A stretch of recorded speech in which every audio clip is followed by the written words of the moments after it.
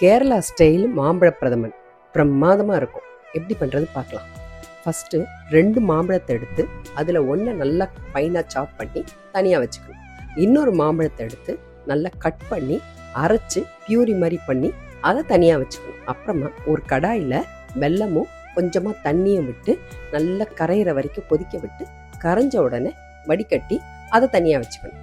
அப்புறமா ஒரு அடிகனமான பாத்திரத்தை எடுத்து நல்லா சூடான உடனே 2 டேபிள் ஸ்பூன் நெய்யை விட்டுட்டு தேங்காய், முந்திரி, திராட்சை 3த்தையும் செவக்க மீடியம் ஃப்ளேமில் வறுத்து அதை தனியாக எடுத்து வச்சுக்கணும். அதில் ஃபைனாக சாப் பண்ண மாம்பழத்தை ஃபஸ்ட்டு போட்டு அது நல்லா சுருளை வதங்கின உடனே அடுத்தது அரைச்ச மாம்பழத்தை போட்டு 2-3 நிமிஷம் சுருளை வதக்கணும்.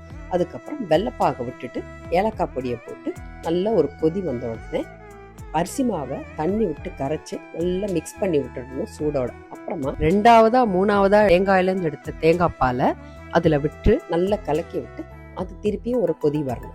ஃபர்ஸ்ட் எடுத்த திக்கான பாலை விட்டுட்டு வறுத்து வச்ச தேங்காய், முந்திரி, திராட்சை 3த்தையும் போட்டு நல்லா ஒரு 2 நிமிஷம் மட்டுமே கொதிக்க விட்டுட்டு கலக்கி விட்டுட்டு அடுப்பு ஆஃப் பண்ணால் பிரமாதமான மாம்பழ பிரதமன் தயார்.